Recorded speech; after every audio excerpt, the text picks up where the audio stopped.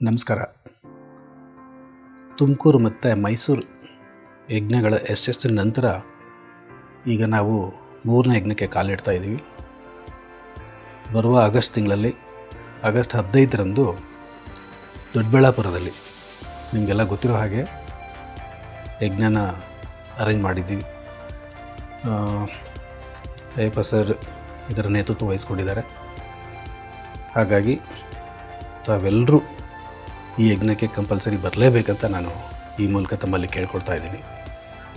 ಆ ದಿನ ಬೆಳಗ್ಗೆ 7 ಗಂಟೆಯಿಂದ ಕಾರ್ಯಕ್ರಮ ಶುರುವಾಗುತ್ತೆ. ಬರುವ ಅಂದರೆ ಬೇರೆ ಬೇರೆ ಊರುಗಳಿಂದ ಬರೋರಿಗೆ ನಾವು ದೊಡ್ಡಬಳ್ಳಾಪುರದಲ್ಲಿ ಒಂದು ಚೌಟ್ರಿನ ಬುಕ್ ಮಾಡಿದ್ದೀವಿ, ಬಸವ ಭವನ ಅಂಥೇಳಿ. ಅಲ್ಲಿ ನಿಮಗೆ ಸ್ನಾನದ ವ್ಯವಸ್ಥೆ, ಅಲ್ಲೆಲ್ಲ ಫ್ರೆಶ್ ಅಪ್ ಆಗಿ ನೀವು ಯಜ್ಞಕ್ಕೆ ಬರ್ಬೋದು. ಬಸವ ಭವನ ಕೇವಲ 1 ಕಿಲೋಮೀಟ್ರ್ ದೂರದಲ್ಲಿದೆ ನಾವು ಯಜ್ಞ ಮಾಡೋ ಜಾಗದಿಂದ. ಸೊ ಹಾಗಾಗಿ ಕನ್ವೀನಿಯೆಂಟ್ ಇದೆ. ಈಗಾಗಲೇ ಫ್ಲೈಯರ್ಗಳನ್ನೆಲ್ಲ ನಾವು ಡಿಸ್ಟ್ರಿಬ್ಯೂಟ್ ಮಾಡಿದ್ದೀವಿ, ನಿಮಗೆಲ್ಲ ತಲುಪಿದೆ ಅಂದ್ಕೊಂಡಿದ್ದೀನಿ. ಅದರಲ್ಲಿ ಕೊಟ್ಟಿರೋ ನಂಬರ್ಗಳಿಗೆ ನೀವು ಕಾಲ್ ಮಾಡಿಬಿಟ್ಟು ನೀವು ಬರೋದು ಮುಂಚೆ ಒಂದು ಕನ್ಫರ್ಮೇಷನ್ ಕೊಟ್ಟರೆ ತುಂಬ ಚೆನ್ನಾಗಿರುತ್ತೆ. ಬೆಳಗ್ಗೆ 7 ಗಂಟೆ ಕಾರ್ಯಕ್ರಮ ಶುರು ಆಗುತ್ತೆ. 7 ಗಂಟೆಗೆ ಉಪಹಾರ ಇರುತ್ತೆ. 8 ಗಂಟೆಗೆ ಶ್ರೀ ನಾರಾಯಣ ಪಿರಮಿಡ್ ಧ್ಯಾನ ಕೇಂದ್ರ ಉದ್ಘಾಟನೆ ಇರುತ್ತೆ. ಅದರ ನಂತರ ಸ್ಟೇಜ್ಗೆ ನಾವು ಶಿಫ್ಟ್ ಆಗ್ತೀವಿ. ಸ್ಟೇಜಲ್ಲಿ ವೇದಗಳ ಘೋಷಣೆ ಮುಗಿಯುತ್ತೆ. 9 ಗಂಟೆಗೆ ಧ್ಯಾನ ಶುರು ಆಗುತ್ತೆ, ಸಾರಂಗಿ ಲೈವ್ ಮ್ಯೂಸಿಕ್ನೊಂದಿಗೆ. ಒಟ್ಟು 9 ಗಂಟೆಯಿಂದ 12 ಗಂಟೆವರೆಗೆ ಒಟ್ಟು 3 ಗಂಟೆಗಳ ಕಾಲ ಧ್ಯಾನ ಇರುತ್ತೆ.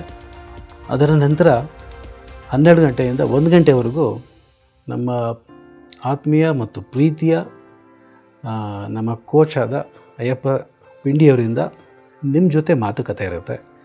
ನಿಮ್ಮ ಸಲಹೆ, ನಿಮ್ಮ ಏನಾದರೂ ಸಂದೇಹಗಳು ಅಥವಾ ಅನುಮಾನಗಳು ಏನಾದಿದ್ದರೆ ನೀವು ನಿಮ್ಮ ಮನಸ್ಸಲ್ಲಿ ಇದ್ದಿದ್ದನ್ನೆಲ್ಲ ಅವರು 1 ಗಂಟೆಗಳ ಕಾಲ ಅದನ್ನು ಸಂದೇಹ ಪರಿಹಾರ ಮಾಡ್ತಾರೆ. 1 ಗಂಟೆ ನಂತರ ಮತ್ತು ಹಾಗೆ ಕಾರ್ಯಕ್ರಮ ಮುಂದುವರಿಯುತ್ತೆ. ನಿಮಗೆಲ್ಲ ಗೊತ್ತಿರೋ ಹಾಗೆ ಇಂಡಿಯನ್ ಚಾಲೆಂಜ್ 69 ಲೆವೆಲ್ 2ನಲ್ಲಿದ್ದೀವಿ. ಎಲ್ಲರೂ ಪಾರ್ಟಿಸಿಪೇಟ್ ಮಾಡಿದ್ದೀರಾ.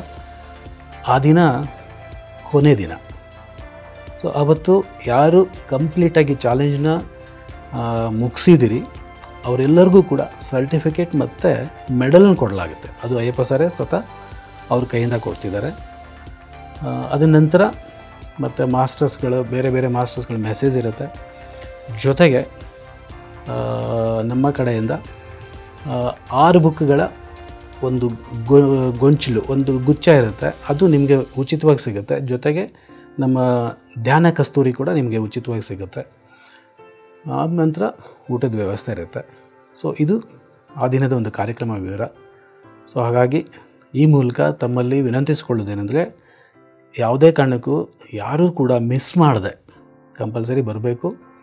ಯಾಕಂದರೆ ಪತ್ರಿಜಿಯವರು ಯಾವಾಗಲೂ ಹೇಳ್ತಾರೆ, ಪ್ರತಿ ಯಜ್ಞಗಳಿಗೆ ನಾವು ಹೋಗಲೇಬೇಕು. ಯಜ್ಞಗಳು ಹೋಗೋದ್ರಿಂದ, ಅಟೆಂಡ್ ಮಾಡೋದ್ರಿಂದ, ಅಲ್ಲಿ ಧ್ಯಾನ ಮಾಡೋದ್ರಿಂದ ನಮ್ಮ ಎನರ್ಜಿ ಲೆವೆಲ್ ಜಾಸ್ತಿ ಆಗುತ್ತೆ, ನಮ್ಮಲ್ಲಿ ಎಷ್ಟೊಂದು ಬದಲಾವಣೆ ಆಗುತ್ತೆ ಅಂಥೇಳಿ. ಹಾಗಾಗಿ 3 ತಿಂಗಳಿಗೊಂದು ಸಲ ಧ್ಯಾನ ಅಟೆಂಡ್ ಮಾಡೋದು ತುಂಬ ಸೂಕ್ತ ಕೂಡ. ಸೊ ಈ ಮೂಲಕ ತಮ್ಮೆಲ್ಲರೂ ವಿನಂತಿ ಮಾಡ್ಕೊಳ್ತಿದ್ದೀನಿ, ಯಾವುದೇ ಕಾರಣಕ್ಕೂ ಆದ ಕಾರಣಗಳು ಹೇಳಿದೆ ಯಜ್ಞನ ಬಂದು ಭಾಗವಹಿಸಿ ಈ ಕಾರ್ಯಕ್ರಮನ ಮಾಡಬೇಕಂತ ನಾವು ತಮ್ಮ ಮೂಲಕ ಕೇಳ್ಕೊಳ್ತಾ ಇದ್ದೀವಿ.